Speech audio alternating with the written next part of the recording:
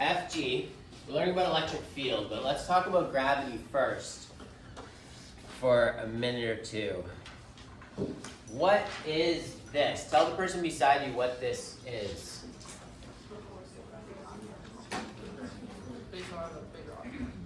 Lucas, you tell Daniel behind you. And Anna, you tell Matt.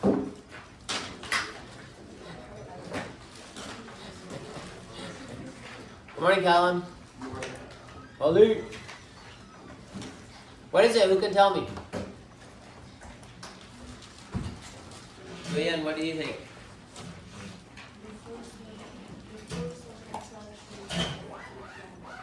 Very good. So this is a force of attraction, gravitational attraction between any two masses, right? So this is force. So this is like a mass and a mass pulled together by some force, right? What would the unit of this be? Newtons, yes? Okay. That's Fg. Alright, guys. What about little g? What is little g? We don't like that. Say it again. What did you say? I didn't say. Okay. Who can tell me what's little g? Okay, it's negative 9.8. Is it negative 9.8 everywhere? No. Where? Only here. What about if I went further, like way out into space? Would it be different? Could you calculate it? How would you do it?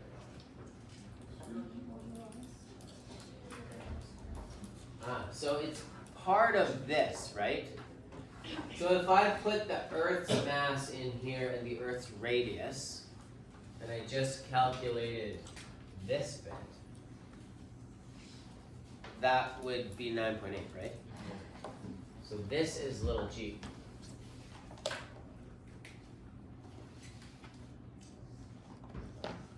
Gm/r². Now, you think of that as the acceleration of gravity. 9.8 meters per second squared, right?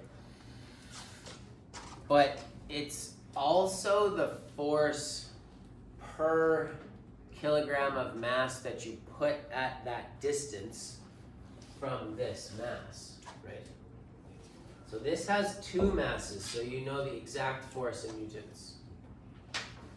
But if I said, well, how about we just have one mass, and then we just pick a spot, like this is just an empty spot, empty space, r meters away from this. This is also it's kind of like a force, but it's force per kilogram of thing I put here. Does that make sense? So this is not a force, this is a force field.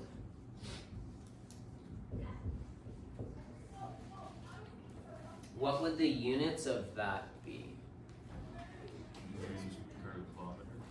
Yeah. So this is not newtons, this is newtons per kilogram.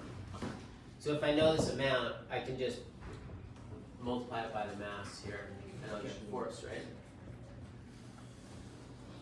Okay, so that's gravity.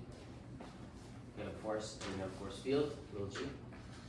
What is the force for electricity?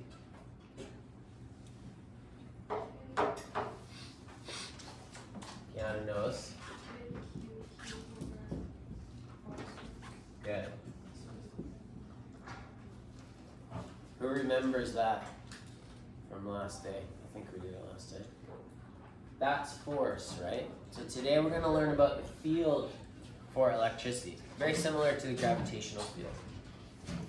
I have a real one of those. I should bring it out, I guess, but I didn't bring it out right now.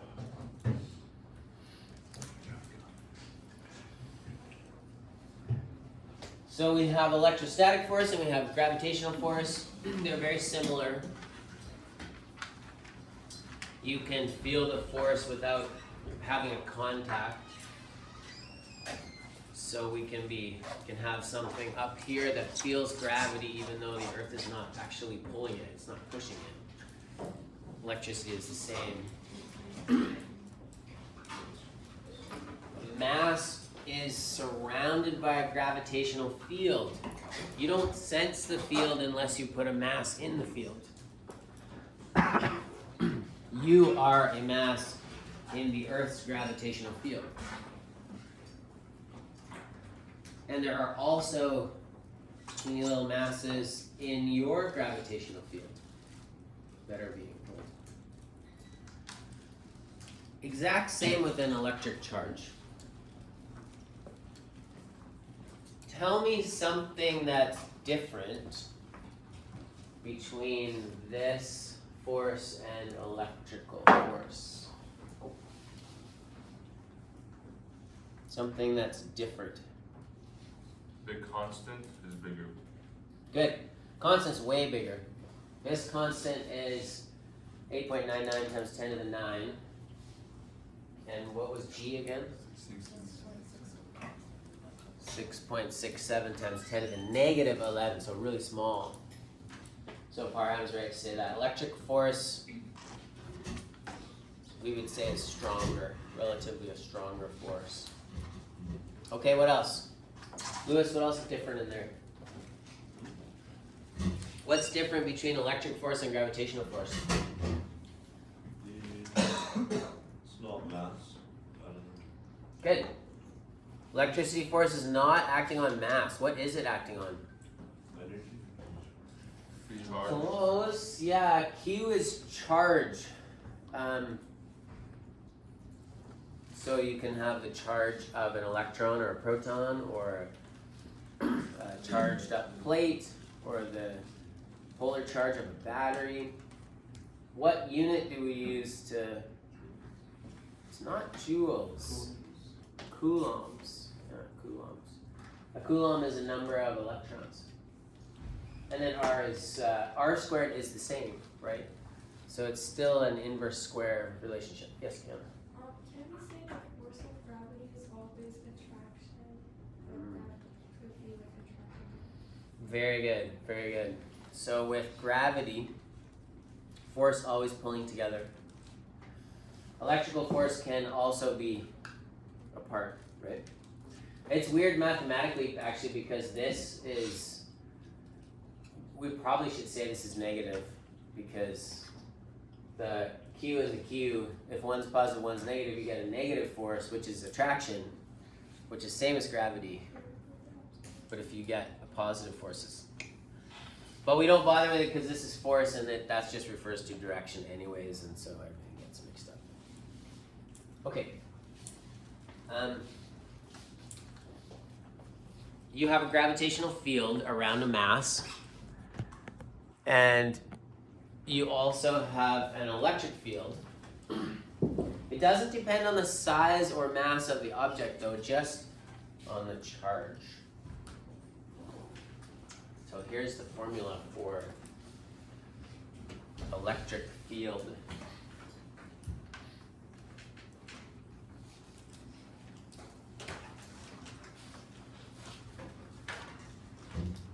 I gotta change that. Ah.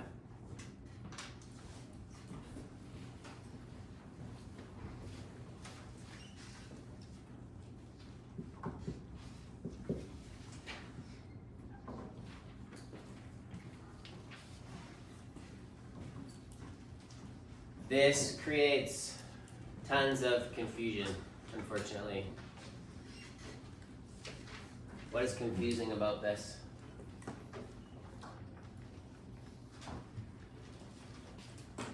For students like you.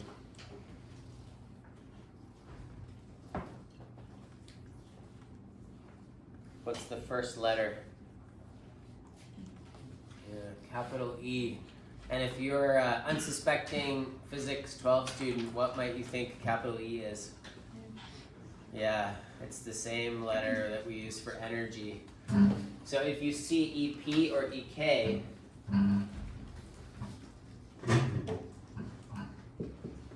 this is energy. And honestly, sometimes you see capital E by itself, and that's energy too. But this one is not energy. This is electric field.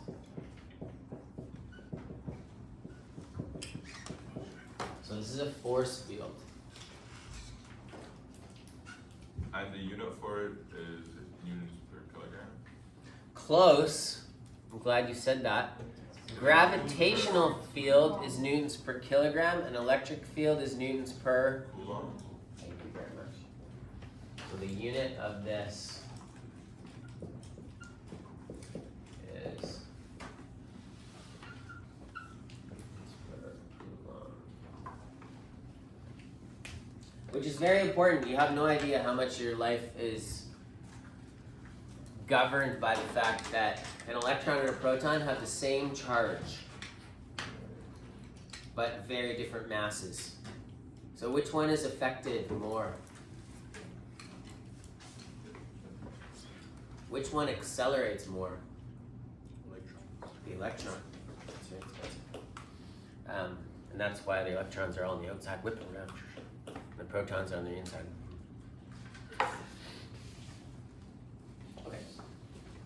Okay. One thing to note is that this is always based. The electric field is always based on a single positive test charge.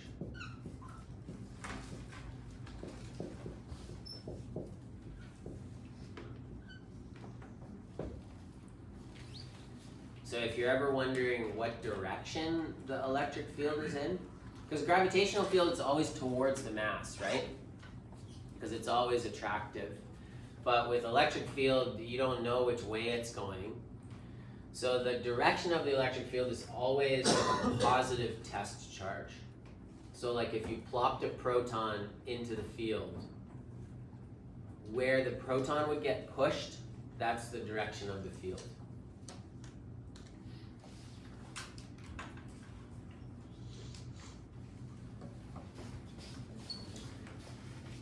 Do you see that this kind of makes sense if you combine it with that? If I take this Q, the little q charge here, and I divide this by little q, what am I left with? Yeah, just kq over r squared. That's very similar to little g, right? So this part is my electric field. E. So q k and q over r squared is also equal to electric field. Correct. That's right. So you can say it in two ways. You can say, well, the electric field, you just take the force and divide it by the other charge, and that will give you the electric field. Or you can say kq over r squared, and this q is the charge that's creating the field.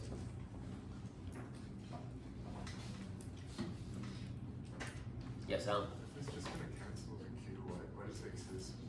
That's exactly right, yeah. So if I take this q, if I take the electric force and I put a q in here, so I divide this whole thing by q, what's going to happen to these two q's?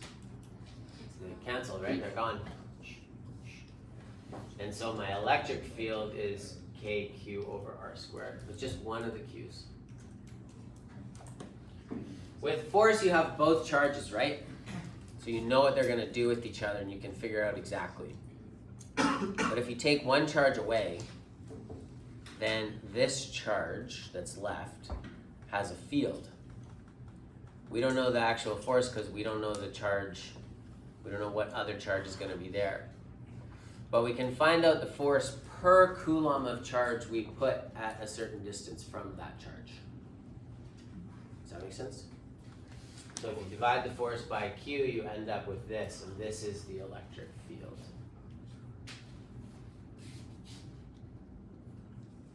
So here's what we're talking about.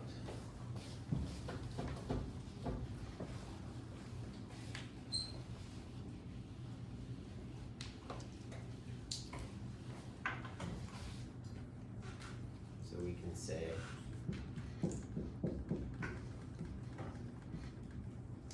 so if you have just one charge and you want to find the electric field, you just have to know the distance away from that charge and you can find the electric field. And this is going to be in,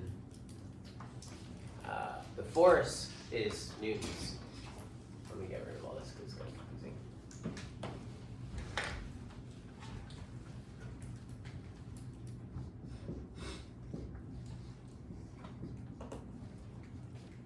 This is in newtons, and the electric field is newtons per coulomb.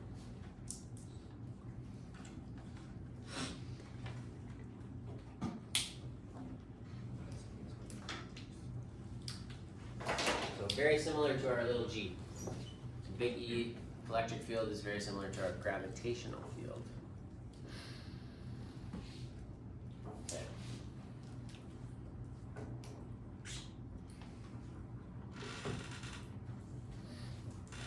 So we have, because it's a force field, it's a vector quantity. What does vector mean? Yeah, we have to talk about direction.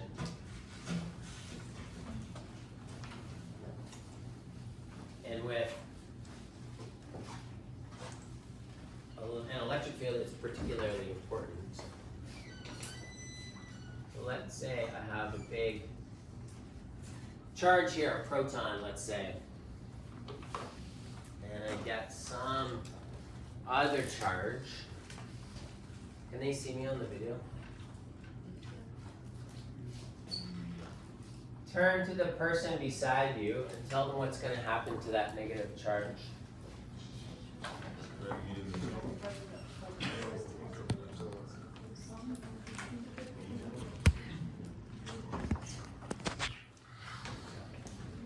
What's going to happen to it? Tell me you know this. Artin? Yeah, it's going to get pulled in, right? Could you tell me, if I gave you the two charges and the distance, could you tell me the exact force in newtons? No. Okay, good. Why don't we do that? Let's say this is a proton. Anybody know the charge of a proton? It's positive 1.6 times 10 to the negative 19 coulombs. And let's say this is an electron.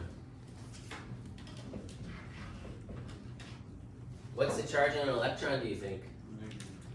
Good. Same, but negative 1.6 times 10. Negative 1.6 times 10 to the negative 19 coulombs. How far apart should they be? Centimeter, maybe? 5? Lewis says 5. Let's say 5 centimeters apart. That's a long way for a proton or an electron. Okay, tell me the force on it. K? K is equal to 8.99 times 10 to the 9.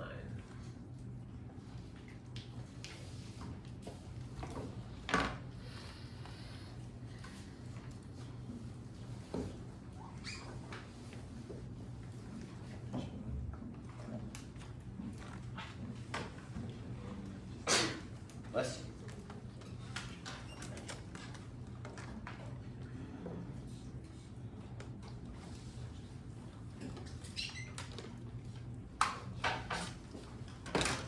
I get 9.2 times 10 to the negative 26.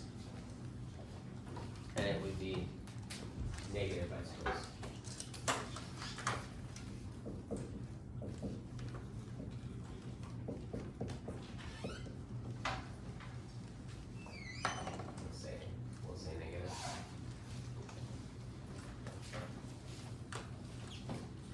You got? Good. Oh, good morning. You should have stopped at Starbucks at least. On the way to get there. Did you walk to school?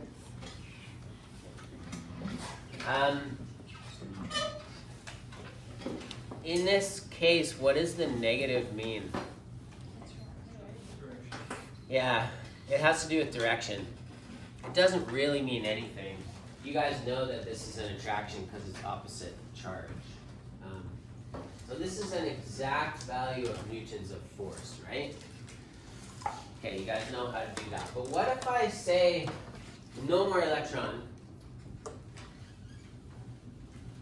but I'm gonna put an empty space there. I'm gonna put some charge there, but I don't know what it is yet.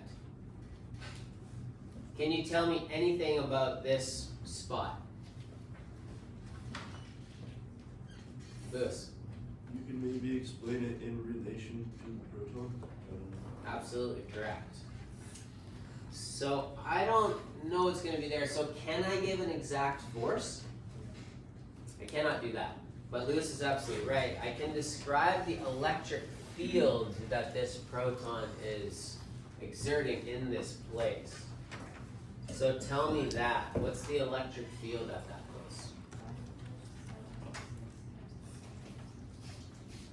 Kiana knows the quick way to do it. There's two ways to do this. You can do the KQ over R squared, right? You can do this bit. What's the quicker way? Okay, if you take the force and you divide it by the charge that was there, then we know the field that is in that place. So if you just divide by 1.6 times 10 to the negative 19, we got 5.7, 5.8 or so. Let's just say 5.75 times 10 to the negative 7. Is this newtons? No. What is it? Okay. So this is everything to do with the proton, right? This is the force per coulomb of thing I put here. So it's useful, right? Now I have a number that whatever charge I put there, I just multiply by this, and I know the force. And that tells you the strength of the electric field that's being exerted by the proton.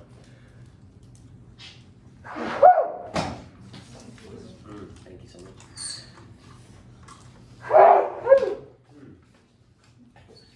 If I put a positive charge here, where would it go? Away. So, if you want to draw the electric field from a charge, what you do is you say, if I drop the positive charge here, it would run away, right? So I draw something like that. What if I put it here? Where would it go? Same direction. So all the way up. What if I put it here? Which way would it go? Point for me. You should all know this. Good. So it's gonna go outward from all places, right? Okay, now what if, and these are electric field lines, by the way, you're gonna have to know how to do this. This is called electric field lines. If I put a negative charge right here, what's that going to do to a positive charge? It's gonna bring it in, right? So it's going to bring everything in. So this is fine because it's just going to go this way. From here, it's going to go in. From here it's going in. From here it's going in. What's going to happen to a charge if I put a positive test charge right here? Where will it go? Based on both charges. If I put it here, what's going to happen to it? gonna get pushed hard this way, right? But then what?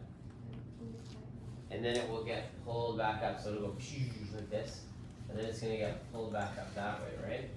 So that's how you have to draw your field lines.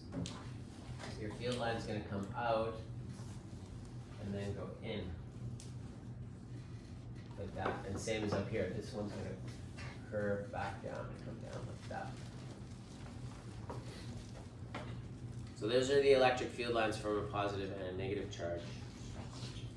Try to draw the lines, just sketch on your paper or your device 2 positive charges and try to draw the field lines for those. If you have 2 positive charges beside each other, just try it.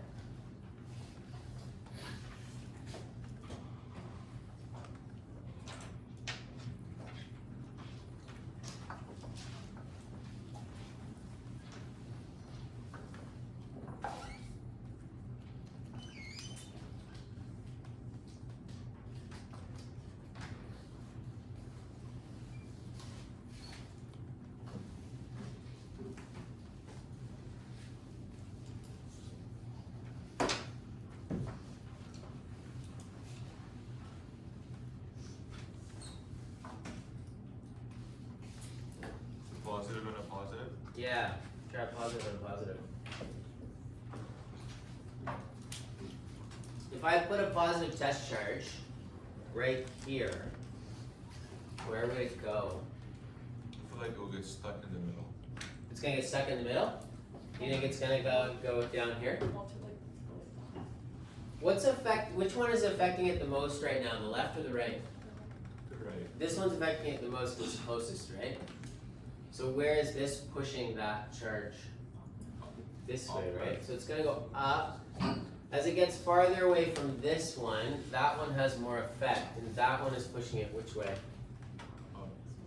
This way, right? So it's gonna go like, so it's gonna end up like this. They're both still pushing away, right? So your field lines with something like this, with 2 positive charges, they're gonna curl away like that. Something that's close. Like this.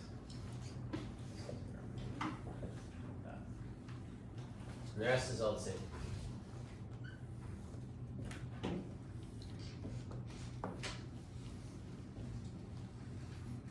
It was dead center.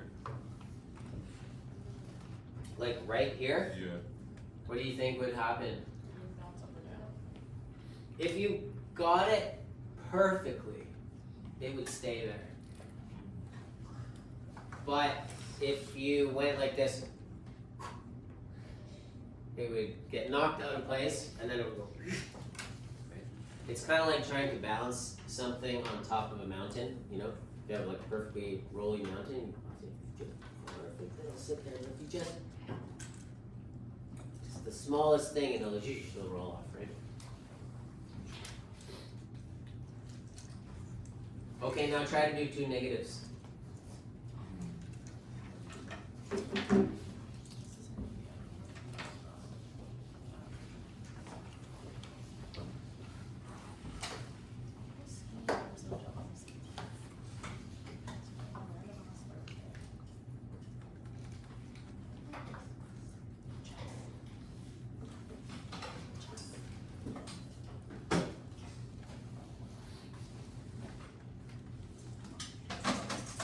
If you have a positive test charge right here, where's it gonna go?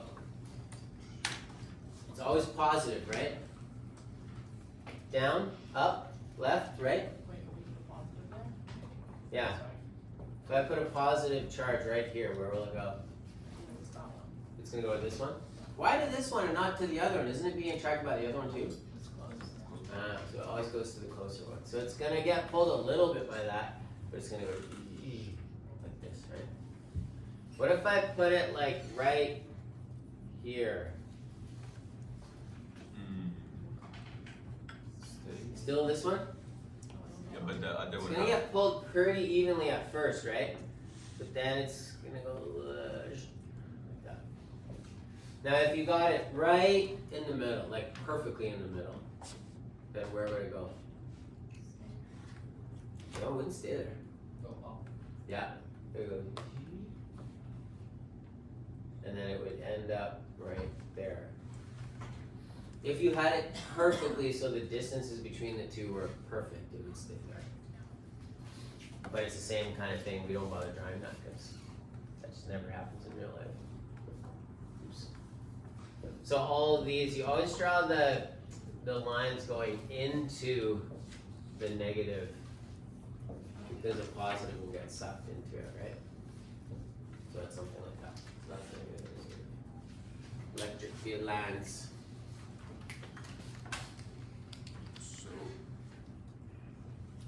Yes. what if that charge is negative, this small one? Well, then the field lines would all be backwards. Oh, it would be But inverse? we had to choose, like us humans, we had to choose which is which. Because we wanted a consistent way to describe electric fields, so we always use a positive one.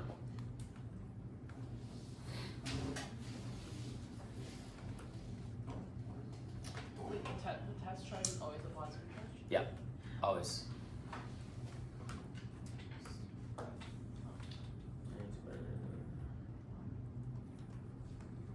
Should we do that one? We don't have to do it, but read it and tell the person beside you how you would do it. How would you do that? Which one?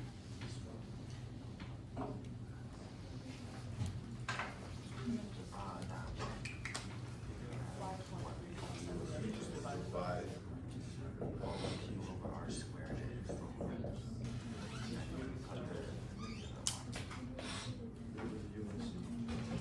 So what do you want? So E is F over Q, right? Divide that by that.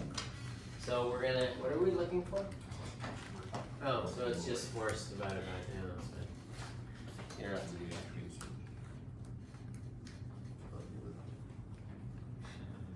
that. Read this one and decide how you would do that one.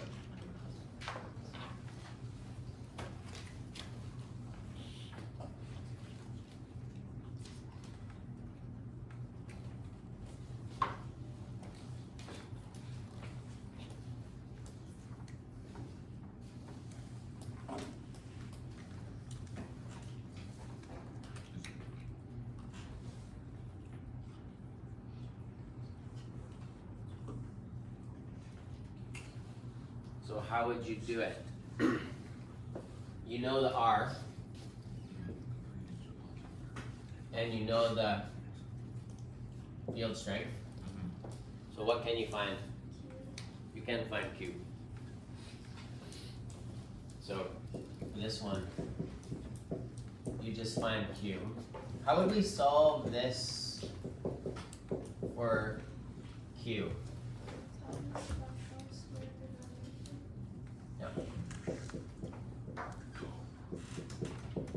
Just do a little bit of algebra and you can find your Q. And then you just change the, oh, and then you have to solve it for radius after that. Should we do this one? Sure. Okay, do it. I'll do it too.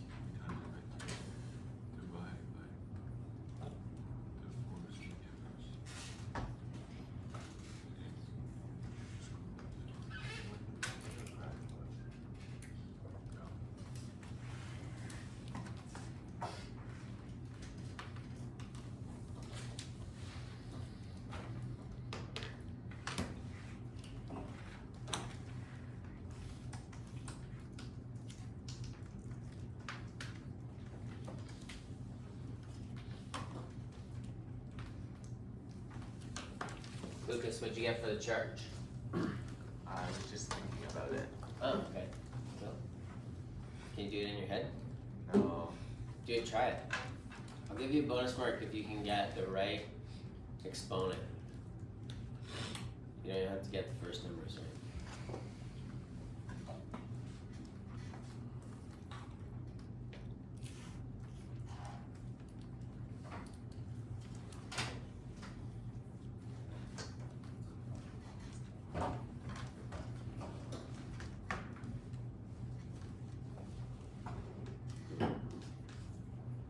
I tried it in my head, it works.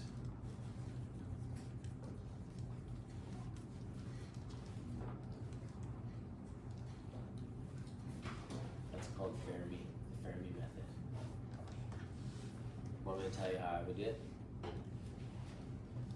do you still care? It's like 2,000 over 10 to the 10, so Oh, yeah, okay. Pretty close. 1 over 10 to the 5 or something. Pretty close. 5, 10 to the 6. -6. Yeah. Negative 6. So I would say this is 0.75 squared, right? That's pretty close to 1, so it's just 1, so you just forget about that. Yeah. And then the field is to the 4, and this is to the 9, but it's 9 times 10 is 9, so it's basically 10. So 4 divided by 10, 4 minus 10 is -6, so it's -6. It's 1.3 times 10 is -6. Coulombs. And then we have to solve that for, what do they want? Oh, distance. So now we have to solve it for r. So to solve this for r, you're gonna have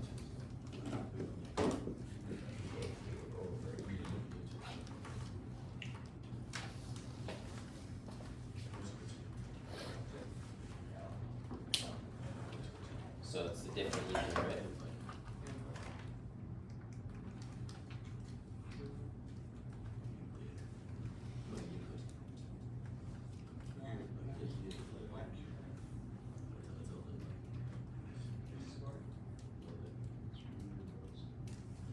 Oh.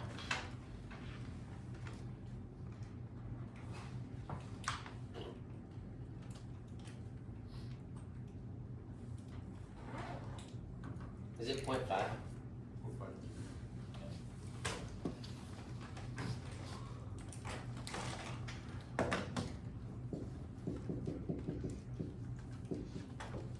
Is the charge gonna change? Like if you change the distance from that charge, what's changing? Is it gonna change the charge? 0.5, yeah.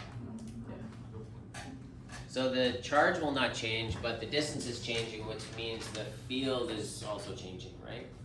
So that's why you have a different field out there. I think it was about 0.5 meters. Centimeters. Okay. Sorry, this is a short class, so I was kind of rushing, but I have a little practice sheet for you. You all seem very tired, as I am too. So I'm gonna give you a little break. You can stretch your legs or whatever. It's 10:16. You have 20 minutes left of this class. Take 2 minutes. Talk, stretch, walk, and then I'll give you a little bit of work to do. And that's all for today. Oh, I should stop. This is gonna be a long one.